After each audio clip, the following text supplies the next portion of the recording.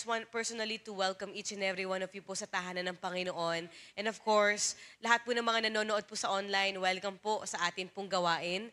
And let's just acknowledge the presence of God here in this very place. Tayo po tayong lahat.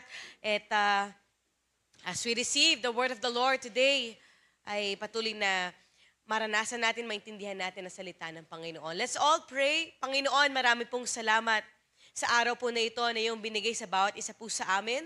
Lord, we pray na ang iyong salita ay patuloy na tumimo sa aming pong mga puso, magbago ng aming pong mga buhay ayon sa wangis mo. And Lord, we pray, Lord God, help us to understand your word, Lord. Hindi sa kung anong kaparaanan namin gustong maintindihan ang salita mo. Pero Lord, maintindihan namin ang iyong salita sa kung anong nais mong ipaintindi at iparanas po sa amin ang iyong salita ngayong oras na ito. Salamat po, Lord. At sa iyo naming maingat na binabalik ang papurit pa sa salamat. In Jesus' mighty name we pray. And everybody say, Amen and amen. Pwede po bang bago po kayo umupo, humana po kayo ng 3 at sabihin niyo po ay welcome ka sa tahanan ng Diyos.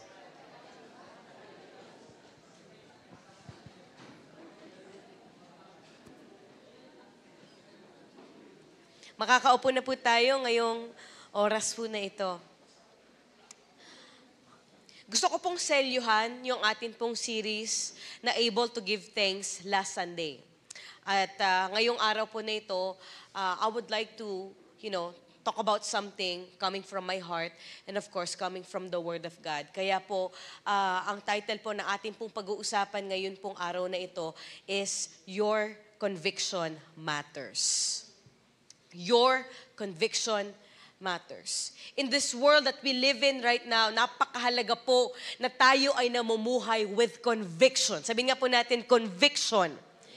Importante po ba sa ating lakad sa Panginoon, sa ating pong paglilingkod sa Panginoon, sa ating pong buhay, Kristiyano, buhay na kasama ang Panginoon, importante po ba ang conviction?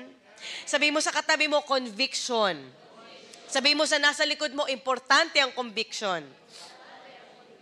Ano po bang ibig sabihin ng conviction, Pastora? Pag sinabi po natin conviction, it means a strong persuasion or belief.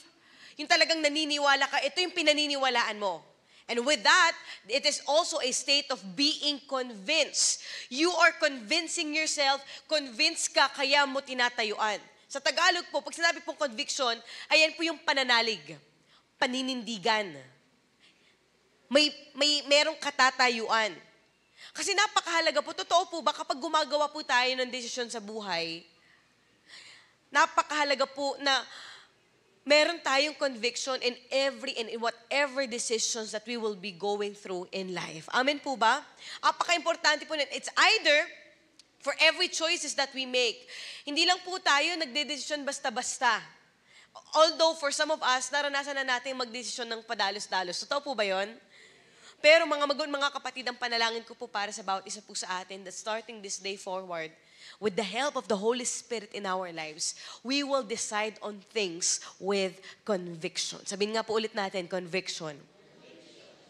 Kasi dyan po actually dyan po, madedetermine natin in whatever choices that we make, either dalawang bagay lang po. Either nagde-decide ka out of your convenience or out of your comfort zone, or nagde-decide ka out of your conviction. Saan po kaya tayo doon? Though alam po natin that in this world that we live in right now, ang tao po lagi at lagi maghahanap ng convenience. Kung saan komportable, kung saan pasok sa schedule ko. At wala pong masama po doon, mga kapatid. I want to clarify on that. Pero kung titignan po natin sa ibang side, dahil ang tao po lagi naghahanap ng convenience, lagi ang tao naghahanap kung saan siya mas magiging komportable, kung saan siya mas lalong okay sa kanya, base sa kung anong kanyang emosyon. Sooner or later, hindi po natin namamalayan, nako-compromise po yung pagkatao po natin. Are you here with me, church? Dumadating sa punto ng buhay natin na hindi na natin alam kung anong tama at mali. Nawawalan tayo ng paninindigan at namumuhay na lang tayo doon sa buhay na puro convenience. O ika nga, kung saan mas komportable, doon ako. But Jesus never called us to live a life of convenience.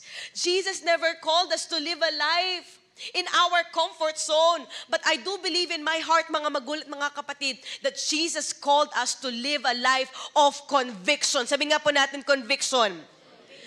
Na kailangan po maintindihan natin kung ano yung paninindigan talaga natin. I am a Christian, but what I am standing on right now, I am a Christian, pero ano ang kinatatayuan ko bilang mananampalataya at disipulo ng Panginoong Yesus? Are you here with me, church? Are we following God out of our conviction, or simply because convenient na lang ito sa akin, at kapag hindi na convenient sa akin, pwedeng magbago ang aking desisyon? Na kapag dumating yung time na dumating na sandamakmak na pagsubok, and I'm sure, sa mga nakalipas na buwan, sure po tayo dyan, tignan mo yung mukha ng katabi mo. Tignan mo, sige po, tignan niyo po, mukha po bang marami ng pinagdaanan yan? Ay, grabe, pastor, halatang halata. Napakadami ng pinagdaanan nito. Ang dami po nating nadaanan. Eh, tingin po kayo sa akin. Sa mga susunod na araw, good news, mas marami pa tayong dadahanan.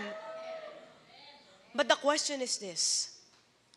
Nagpapatuloy ka pa ba sa buhay na ito bilang mananampalataya ni Kristo out of your conviction? Are you here with me, church? Tingnan po natin. Let's look on this passage that is found in Luke chapter 9, verse 57 to 62. Salitan po tayo, magbabasa. Ako po muna magbabasa ng verse 57. Sabi po ng salita ng Panginoon, as they were walking along, someone said to Jesus, I will follow you wherever you go. Ganda ng Ganda ng declaration niya, Lord, kahit saan ka magpunta, susunod ako sa iyo. Kayo naman po bumasa, verse 58, want to already begin.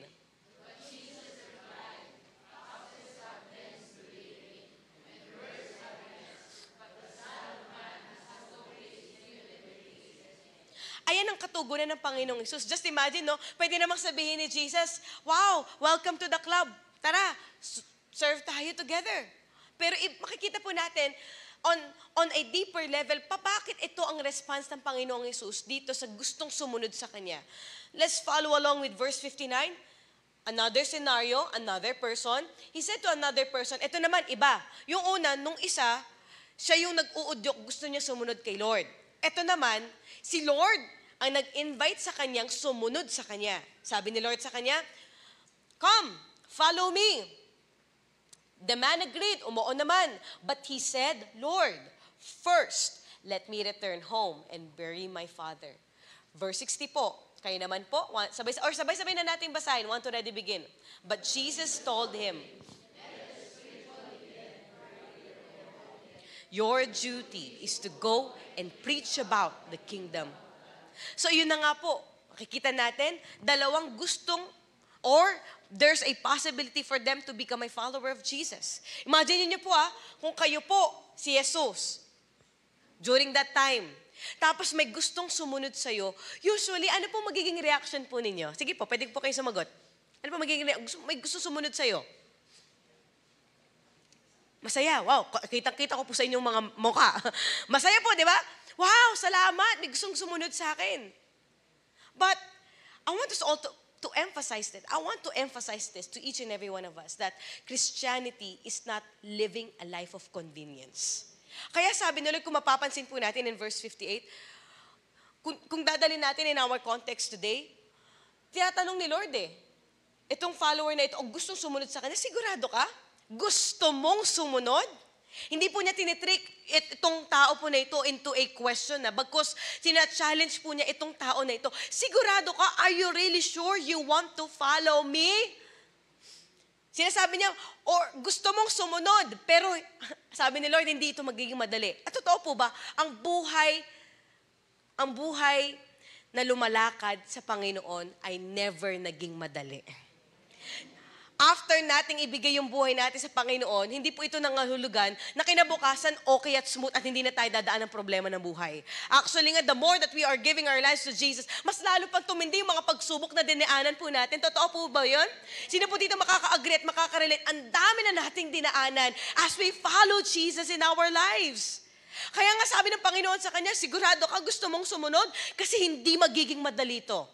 And serving Jesus, obeying Jesus will never be easy.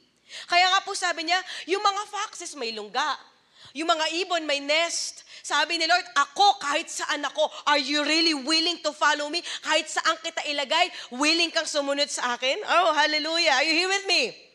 Ibig sabihin po ni Lord dito, kung susunod ka na rin lang, kung susunod na lang din po tayo, mga magulang, mga kapatid, hindi po ito patungkol sa convenience mo, hindi ito patungkol sa schedule mo, hindi ito patungkol sa comfort zone mo, patungkol ito sa pagsunod natin sa Panginoon with convictions in our hearts.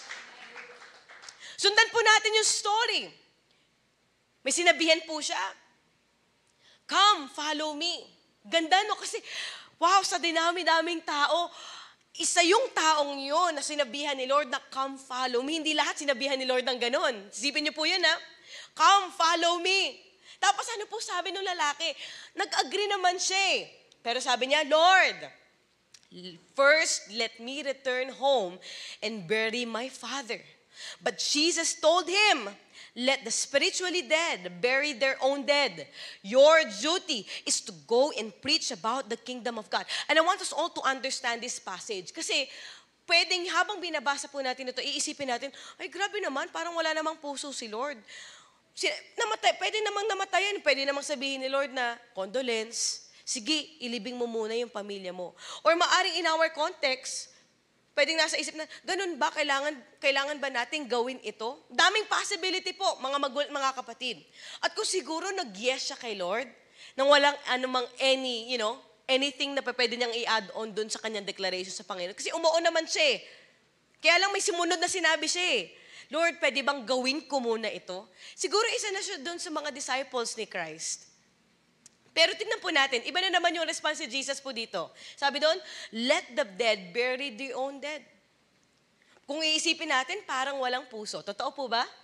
Parang walang kakumpa-compassion si Jesus. Now, I want us all to understand this po. Kasi most of the times, church, may misunderstood po natin yung context ng sinasabi ng salita ng Panginoon. I want us all to understand this kasi ang pinopoint po ng Panginoong Hesus dito, hindi dahil wala siyang compassion, pero ang pinopoint out po dito ng Panginoong Hesus, dito sa lalaking kanyang gustong sumunod sa kanya, ay dahil yung lalaki gumagawa na lang po ng excuse. Oo naman, yes naman talaga eh, pero nauna yung excuse. And I want us all to know po, kung gusto nyong malaman, if people, or if we are a people of convenience, depende po yan kung madalas yan nagdadahilan. Hindi lagi mawala ng excuse. Parang makikita mo pa lang siya, parang puro excuse na yung mukha niya. Are you here with me, mga kapatid? And to be honest with you, it's very difficult for me to preach about this. But because this is the Word of God, I have to preach this. Because our conviction matters to God. At bakit po nagdadahilan ng isang tao? Kasi talaga namang mas madaling magdahilan kesa ang kumilos. Mas madaling magdahilan kesa magtrabaho. Mas madaling magdahilan kesa magbago. In fact, we don't want to change. Kaya ano po ginagawa po natin? Kahit alam naman po natin, meron naman talagang lugar. Meron naman po talagang room for improvement. Meron naman talagang mas i-excel pa. Mas lalo pang i-unleash yung potential natin. Kaya lang kinonvince na lang natin yung sarili po natin na wala nang magbabago by making excuses. At lagi po nating tatandaan na ang taong laging nagdadahilan, walang patutunguhan. Alam niyo po yung kapag gusto lang lagi convenience, lagi yan ge-excuse. Kasi hindi, okay lang, next time na lang. Hindi, we're talking about here, yes, pwede tayong may mga kanya-kanya tayong dahilan.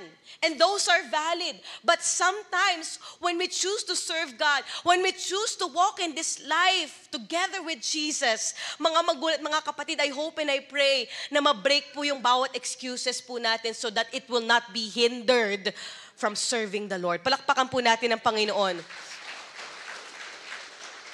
Hindi po dahil walang compassion si Lord. Alam niyo po, binibreak lang ni Lord dito sa passage na ito in the book of Luke, yung excuse dun sa tao. Sina-challenge niya yung tao to follow Him. So we're not talking about the compassion here. May compassion po si Lord. He is a God of compassion. But we're talking about here is that when you serve God, when you give your life to Jesus, when we give our life to Jesus, it's all about our conviction. umulat, umaraw, bumigat man ang pagsubok, magaan man ang buhay, tuloy pa din tayo sa Panginoon. Sundan po natin, okay lang po ba sundan natin yung storya? Sumunod. May gusto na namang sumunod kay Lord. Lord, I wanna follow you. Ito po, tignan natin, verse 61. Pero Lord, teka lang ha. Ito muna gagawin ko. Another said, yes, Lord, I will follow you. But, wala pa. Nagkakayes lang, may pero na. Kakayes lang, yes, Lord, pero Lord. But first, let me say goodbye to my family. Ano po sabi in verse 62? Kayo naman po bumasa, 1 to ready begin.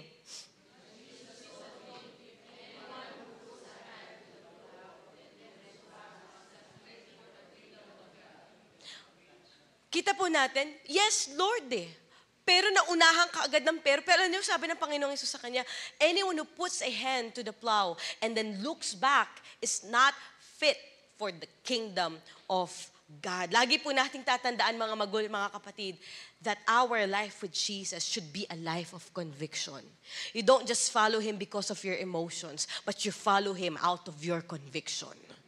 At sa panahon po natin ngayon, mga kapatid, kung talagang gusto nating makamit yung totoong kasiyahan, yung alam niyo ba, yung totoong achievement, totoong accomplishment, tingin po kayo sa akin, totoo po ba, hindi uso doon yung libre. Pinagtatrabahuhan, ine-effortan, pinaghihirapan. And in order for you to receive that, once you have received that, alam mo, sabi mo, wow, Lord, na-enjoy ko to kasi alam ko pinagtrabahuhan ko to. Everything will be worth it. Naalala niyo po ba yung story po in John chapter 6? Nagkaroon po ng feeding of 5,000 people. Balikan po natin yun. Bakit? Kasi may scenario din po na nangyari that really, really challenged their conviction in following Jesus. Tignan po natin yung nangyari. Sino po dito nakakaalala po ng feeding of the 5,000? Ilang tinapay po ang nag-multiply? 5. Ilang isda po? 2 isda. Now, according to the Bible scholars po, in a state ng Bible, 5,000 men. Hindi pa po kasama yung mga kababaihan, hindi pa kasama yung kanilang mga anak. So kung susumahin natin, estimation yan, mga nasa 10,000 people po ang nakakain. At ang sabi ng Bible, they were satisfied. Wow! 10,000. Busog po sila. 10,000 naka-witness ng miracle. Sabi nga po natin, praise Jesus. Nakita mismo na kanilang mga mata kung paano nag-multiply itong 5 tinapay at 2 isda. At alam niyo po kung ano nangyari? Tanong niyo po kung ano. Paano di po interesado? Tanong niyo po kung ano. Alam niyo po yung sumunod na nangyari? They followed Jesus. Hey! 10,000 po yun na. Pwede na po bang mega church yun? Laki ng church. 10,000. Pwedeng nasa isip po natin, uy, okay na yun. Praise the Lord. Church na yun, mega church na yun, sumunod sila. But the question is, ano ba motibo nila? Bakit sila sumunod kay Lord? Bakit sila sumusunod sa Panginoon during that time? Lo and behold, mga magulang, mga kapatid, kaya lang pala sila sumusunod kay Lord kasi alam nilang may makukuha sila kay Lord. Not because they believe that He is God. Not because they have seen and understood the signs, wonders, and miracles that Jesus was performing during that time. Ang sad story po, kaya lang pala sila nandun kasi may pagkain. Tignan mo yung mukha ng katabi mo. Definitely hindi yan nandito dahil may pagkain. Kilala po ba kayong ganon? Mag-show up lang kapag may birthday party? Pag anniversary? Pag buffet, only rice, only ganito. Number 1, perfect attendance. Alam niyo po, naobserbahan ko po dito sa passage na ito, you know what? Either ang tao, 2 bagay lang, sumusunod sa Panginoon out of his or her convenience o out of his or her conviction. At nakakalungkot po, in this passage, sumusunod sila not because they believe in God, pero dahil alam nila may matatanggap sila. Lagi po nating tatandaan mga magulat, mga kapatid, na ang relationship po natin sa Panginoon, hindi laging kuha.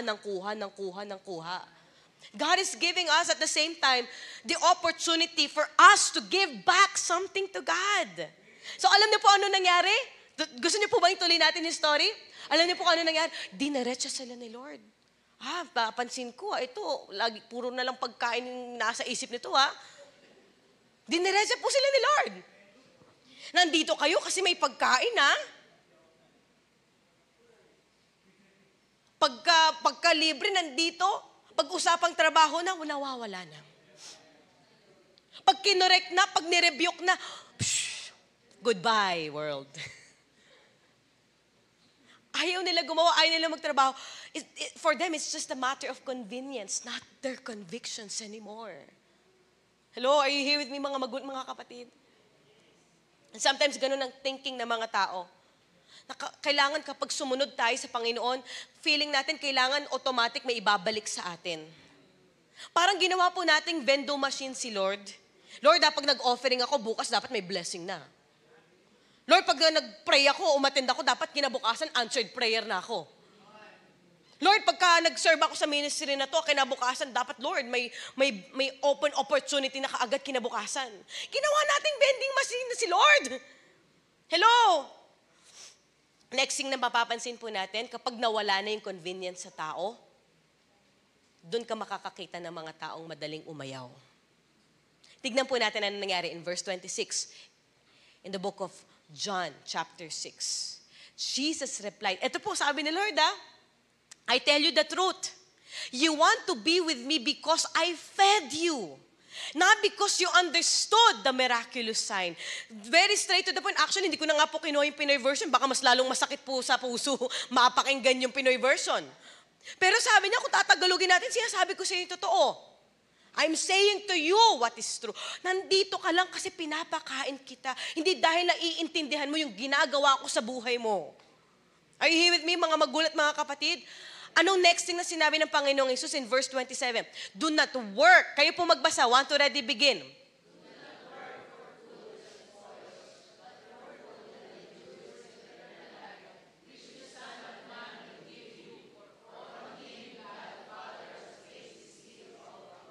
Don't just work for the food that spoils. Don't just work on earthly things. Don't just work for the things that will last temporarily. Sabi ng salita ng Panginoon, but for the food that endures to eternal life.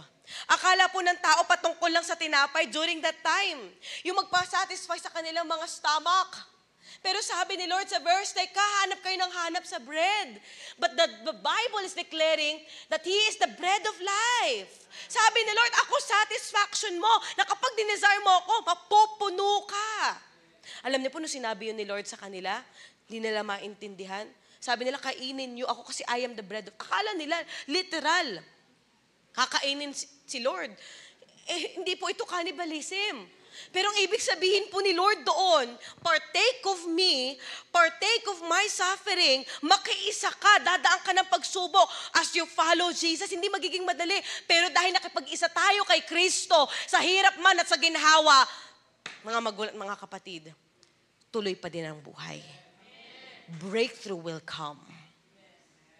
Pero dahil hindi po naintindihan ng mga tao po ito, hindi nila maintindihan. Ano ba pinagsasabi nito? Alam niyo po, to make the long story short po, alam niyo po, next thing na ginawa nila, nag-alisan po silang lahat. Imagine niyo po, 10,000 yun kanina. Tingnan po natin, John chapter 6, verse 66. Tignan niyo, number pa lang, hindi na maganda.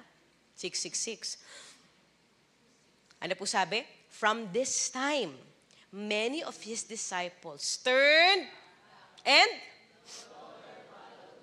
hindi na sumunod sa Kanya.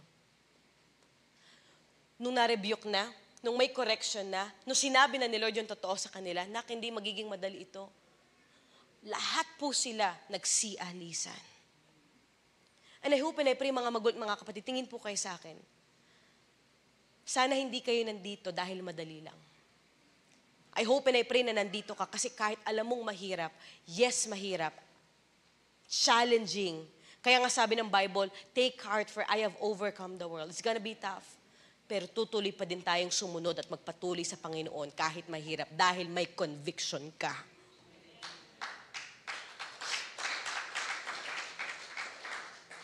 Don't be led by your emotions. Ang pagsunod sa Panginoon, hindi lang puro emotions. Don't be led by your emotion. Be led by the conviction of the Holy Spirit in your life. Be led. You're not here because you feel good. You're here because you have experienced something from God. Ano po nangyari? Alam niyo po, after mag-alisan ng tao, nakita ni Lord Nag-alisan, definitely. Masakit yon. After mo mag-invest, nilaanan mo ng taon, nilaanan mo ng panahon, mag-invest ka, tapos iiwan ka din pala. Hindi madali. Nandiyan po ba tayo mga kapatid? Ngayon sinabi ni Lord sa kanila, kayo, dinerecho na ibang mga disciples niya, kayo, hindi din ba kayo aalis? Alam niyo po, biglang may someone na nanindigan, may conviction, na tumayo at nagsabi sa kanya, in verse 68, walang iba kundi si Simon Peter. Sabi ni Simon Peter sa kanya, Lord, to whom shall we go?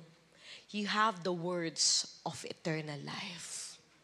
Now, I want you to understand this, na itong statement po na ito, na sinabi ni Peter kay Lord, came from conviction. Lord, saan kami pupunta?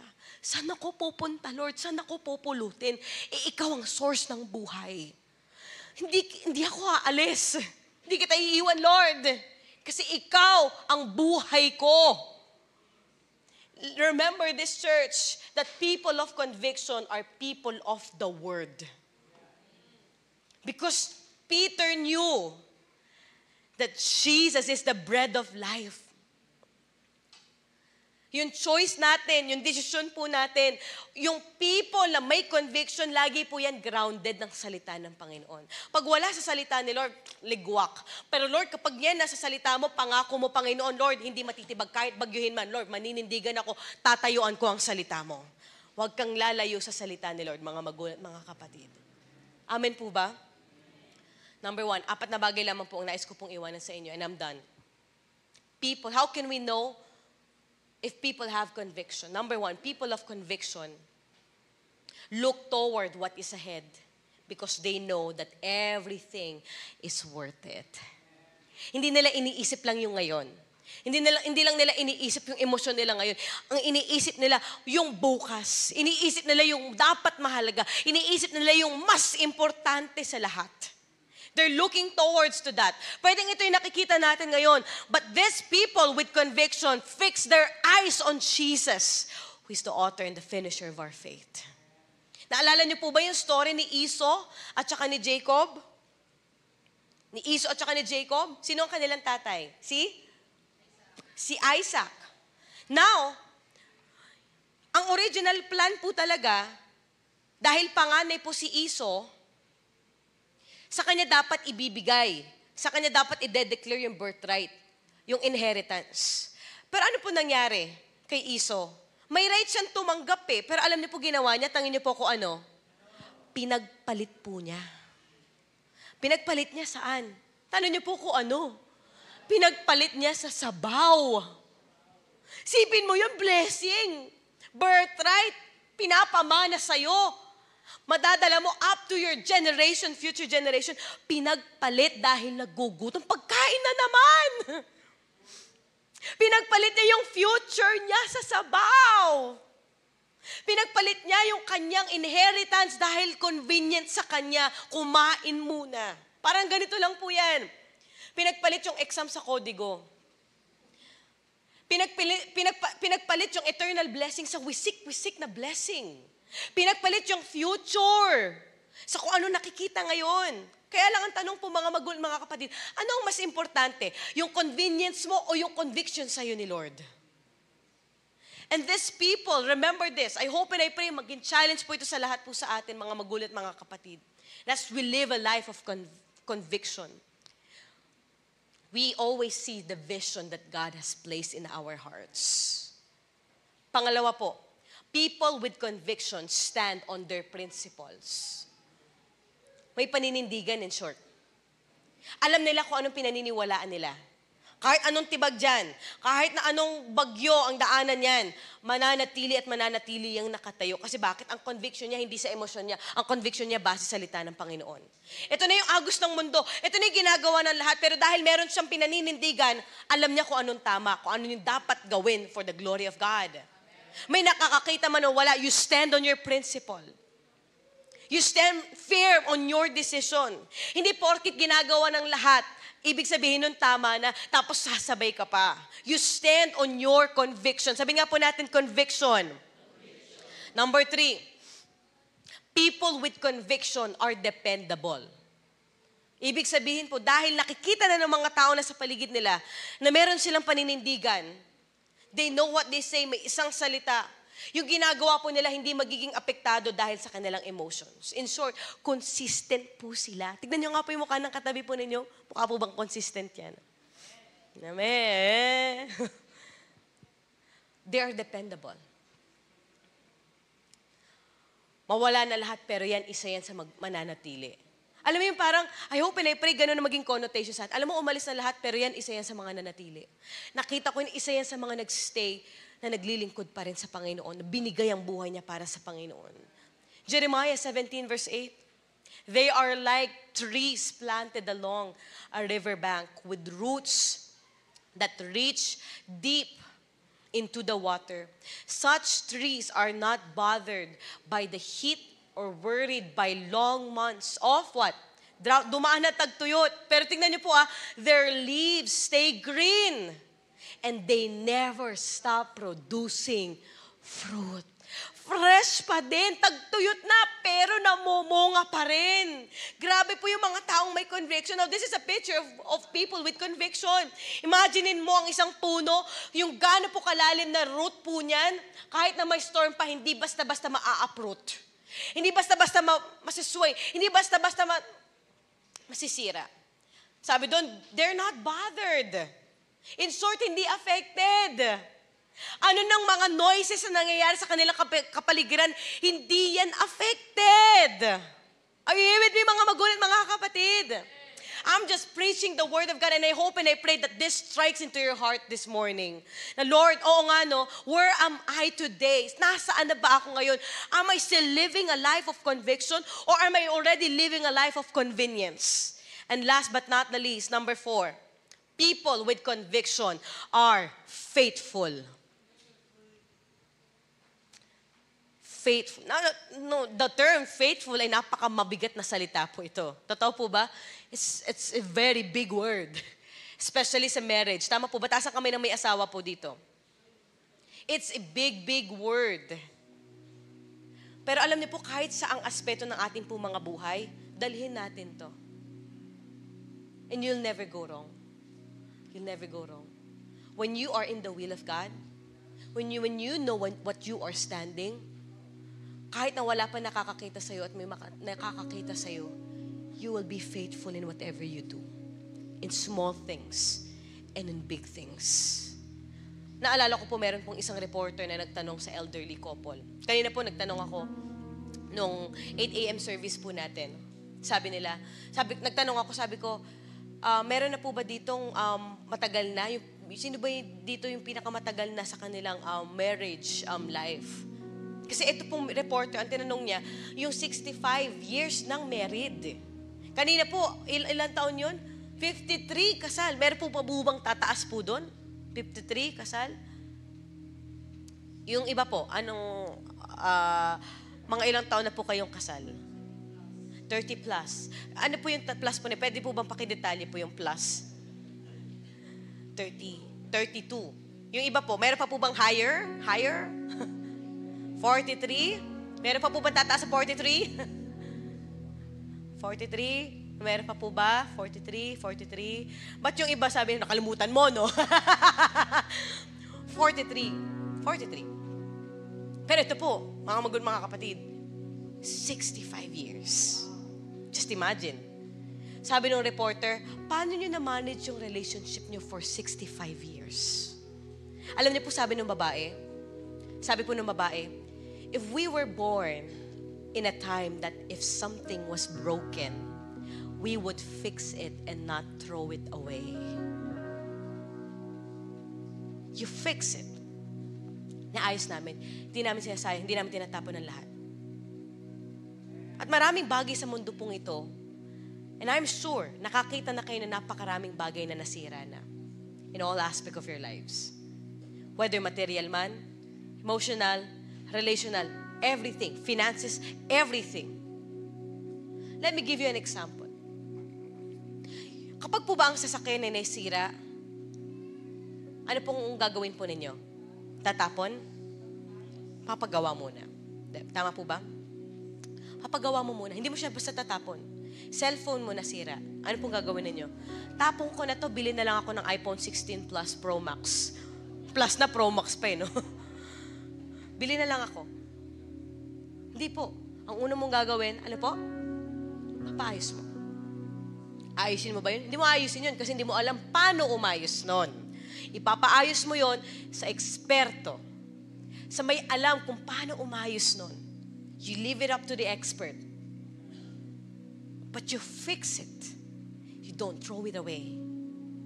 Your life with God, when something is not good, when something you feel like is broken in your life, in your part, in your journey with God, you don't throw away everything. Hindi mo itatapon lahat at sasabihin, Panginoon, tinatapon ko na lahat. Tinatapon ko lahat ng mga nasimulan ko. Kasi Lord, wala na broken na. No. Lord, there's something broken in my life right now. But God, as people with conviction, Panginoon, di ko kaya to, Panginoon. Ayusin. Ikaw po mag-ayos nito, Lord. I want to be faithful to you, Lord, not just in the good moments of my life. I want to be faithful to you, Panginoon, even in the most difficult moment of my life because that's my conviction. Hindi lang kita i-bless, hindi lang kita pupurihin, hindi lang ako maglilingkod sa iyo when everything is good in my life. Pero Lord, kahit na humirap na sitwasyon, kahit ang dami-dami na pwedeng maging hadlang para hindi ako maglingkod sa iyo, Lord, because I have conviction at naintindihan ko yung ginawa mo sa buhay ko, Panginoon, magtutuloy pa rin ako. Because that's my conviction. If you want to last long, church, if we want to last long, you fix something that is broken in your life. You fix it, you mend it, you close deal with it. Hanggang sa kaya mo nang tumayo. Ninindigan ka. I'm not saying your life is perfect. I'm not saying my life is perfect. And my life will never be perfect. Pero salamat sa Panginoon, kahit sa magaganda, pinakapangit na moment ng buhay ko, Lord, salamat. Kasi alam ko, Panginoon, sinasamahan mo ako, inaayos mo ako, patuloy mo akong binabago, patuloy mo akong Lord, patuloy mo akong tinatransform from glory to glory hanggang sa maging kawangis kita, Panginoon. Because I'm not done yet. You're not done yet. But because you have conviction, church, I hope and I pray this is my challenge to you. Don't be here. Don't serve. Don't give your lives to Jesus out of your emotions. Be with Jesus. Serve with Jesus. Give your life to Jesus because of your conviction. Dahil kung sino ang Diyos sa buhay mo, that's the God that we serve. Deserve ni Lord yon.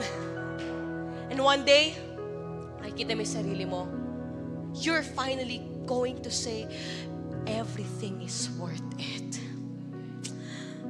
Yung kaya mong sabihin yun kasi sa lahat ng dinaanan mo, sa lahat ng mga pinaghirapan, pinagtrabaho mo, alam mo you know it. Lord, salamat. Everything will be worthwhile because loving you and serving you is always worth it. Nothing more, nothing less. Isang araw mawawala tayo sa mundong ito. Anong dadalhin natin? Wala tayong dadalhin sa mundong ito. Pero salamat dahil sa conviction na nilalagay ng banal na Espiritu sa buhay po natin. Kapatid, makakapagpatuloy tayo. One day, haharap tayo sa Panginoon at sasabihin natin, Panginoon, I am proud to say, Lord, I have lived a life with conviction.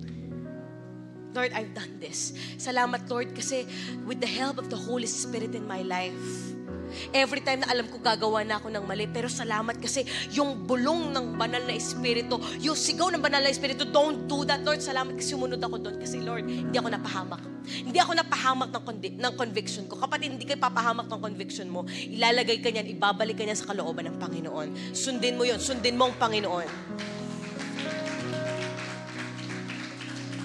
Bring that conviction in all aspect of your life. And I tell you, mga magulang, mga kapatid, tatagal tayo, sasama-sama tayo. Alam niyo, hanggang sa muling bumalik ang Panginoon, magkakasama pa din tayo maglilingkod sa Panginoon. Because that's life. That's how we should live our lives. Enough of the drama, enough of the emotions, enough of ourselves, because it's never about you, but it's all about Jesus. serving Jesus is all about Him. Tayo po tayong lahat ngayong umaga na ito.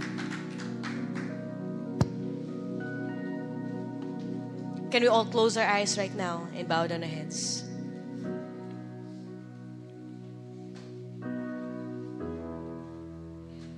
While all eyes are closed and all heads are bowed down, ikaw lang at ang Panginoon. The conviction that we're talking about here ay hindi pamilya. It is your individual walk with God. And today, church, today, I challenge each and every one of you. Let's live a life of conviction. When you know it's wrong, it's wrong. When you know that it's right and it should be right, you stand for it. Hindi kakahiya. Pag para sa Panginoon, hindi ikakahiya. Ipagpapatuloy, maninindigan, tatayuan ang salita ng Panginoon. Hallelujah. Lord, right now, thank you for reminding us. Thank you for reminding us, oh God. Lord, serving you will never be easy. Ang pagbibigay ng buhay namin sa iyo ay never magiging madali. Pero Lord, kahit saan mo man kami dalhin, Lord, maging panalangin ang aming mga puso. We still want to say yes to you, oh God. Yes to you in good times and also a yes to you in the bad moments of our lives. Hindi magbabago ang aming decision. That's our conviction. Maybe some of you right now, I can sense in my heart. Some of you who are in this place, you find it difficult to serve God with your conviction. Dumating sa time, sa moment ng buhay mo, hindi mo namamalayan. Naglilingkod ka na lang, nagpapatuloy ka na lang kasi fit sa schedule mo, fit sa lahat ng ganap sa buhay mo. But little did you know, habang humihirap yung sitwasyon, habang humihirap ang sitwasyon, natetest ang pananampalataya mo, natetest ang character mo, natetest ang patience mo. Iaalaw ng Diyos na dumaan ka in the rough seasons of your life. But are you still going to serve God out of your conviction? Are you still going to continue on this life that glorifies Jesus? If your answer is yes right now, can I invite every one of us to please raise up our hands to Jesus? Hindi ka sa akin magtataas ng kamay. Sa Panginoon tayo makikipagtuon ng pansin. Sa Panginoon tayo magpo-focus ngayong umaga na ito. Hallelujah. It's between you and God right now. I don't know about you. Hindi ko alam kung ano naging journey mo. May nakakakita man sa'yo, wala. God knows all your journey. Yung akala mo wala nang nakakakita sa'yo, pero si Lord, kitang-kita ka. Kitang-kita ng Diyos lahat ng nangyari sa buhay mo.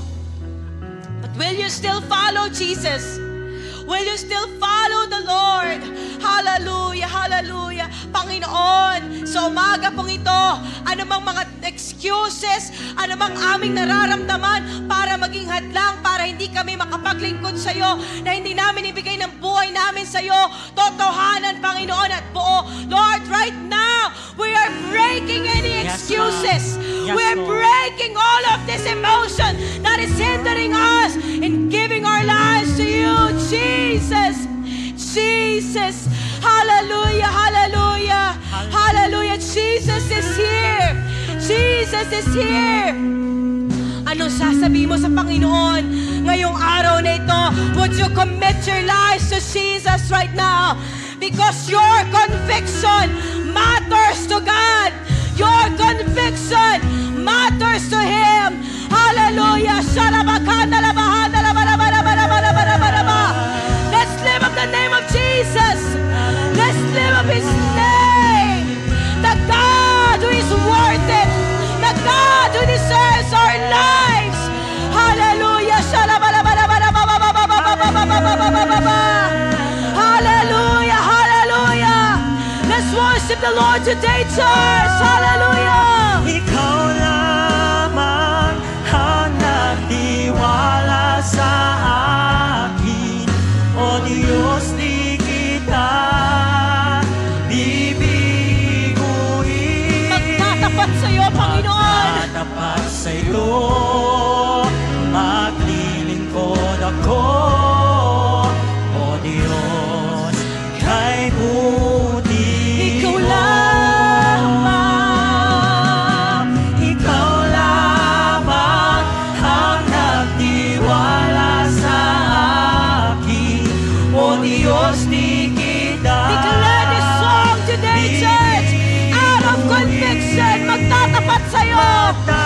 magtatapat sa'yo. Maglilingkod ako, O Diyos, kay buti mo. Let's sing it higher. Ikaw lamang, Panginoon. Ikaw lamang ang nagtiwala sa akin, O Diyos, di kita bibiguin. Magtatapat sa'yo, maglilingkod ako, O Diyos, kay buti mo. Ikaw lamang. Ikaw lamang ang nagtiwala sa O akin, Diyos, di kita O bibiguin. Diyos, di kita bibiguin. Magtatapat sa'yo, maglilingkod ako, O Diyos, kay buti mo. Lord, salamat po. Ikaw lamang ang nagtiwala sa amin. Thank you, Lord, for giving us the opportunity to give our lives to you, Lord. Sino ba kami para humindi? But because, Lord, we have understood, naiintindihan namin, bakit namin ito ginagawa. Hindi dahil para lang sa aming mga sarili. Hindi lang dahil para may makuha kami sa iyo. Pero Lord, we are loving you. Binibigay namin ang buhay namin sa iyo. Dahil Lord, naintindihan namin kung sino ka sa aming pong mga buhay. God, I pray in Jesus' name for that conviction to be instilled from your hearts, Yes, from God. your people today, oh God. Let the conviction Yes, God. of the Holy Spirit be instilled in our hearts in the moments, Yes, Lord, God. where we do Yes, not Lord. know what to do. Let the conviction of the Holy Spirit be instilled in our hearts. Hallelujah, hallelujah. To stand for what is right. To stand on our, Lord, on the Word of God. To become faithful in good times and in bad times. Lord, salamat po. Salamat sa ginagawa mo sa amin pong mga buhay. And Lord, patuloy namin aawitin sa iyo. Ikaw lamang ang aming Diyos na paglilingkuran. Let's sing it to the Lord. Ikaw lamang ang nagtiwala sa akin, O Diyos, di kita bibiguin. Magtatapat sa'yo, maglilingkod ako, O Diyos, kay buti Just our voices to God. Ikaw mo. lamang, Panginoon.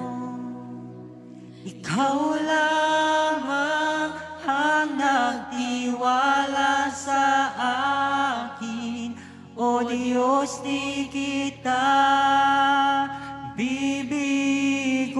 bibiguin. Magtatapat sa'yo, maglilingkod ako, O Diyos, kay buti mo. Panginoon, marami pong salamat sa ginagawa mo sa amin pong mga buhay. Salamat, Lord. You deserve all the glory. You deserve all the praises, oh God. It belongs to you and you alone. Lord, salamat po. Aming mga buhay ay para sa iyo lamang.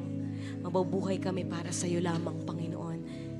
That is not only a promise, Lord, but our commitment to you, Yes, God. Jesus. Our conviction, Panginoon. Salamat po, Panginoon. Pwede po ba nating palakpakan ng Panginoon ngayong araw na ito?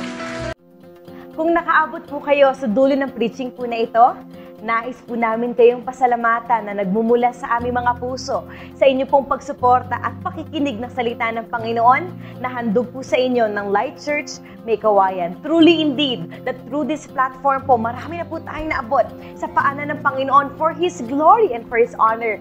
And ngayon pong oras na ito, kung nais nyo pa pong suportahan ang gawain ng Panginoon, you can easily finance and support and give sa ating pong platform sa gawain ng Panginoon. Pwede po tayong manood ng ating po mga live stream, meron po tayong Worship Sunday services po every Sunday.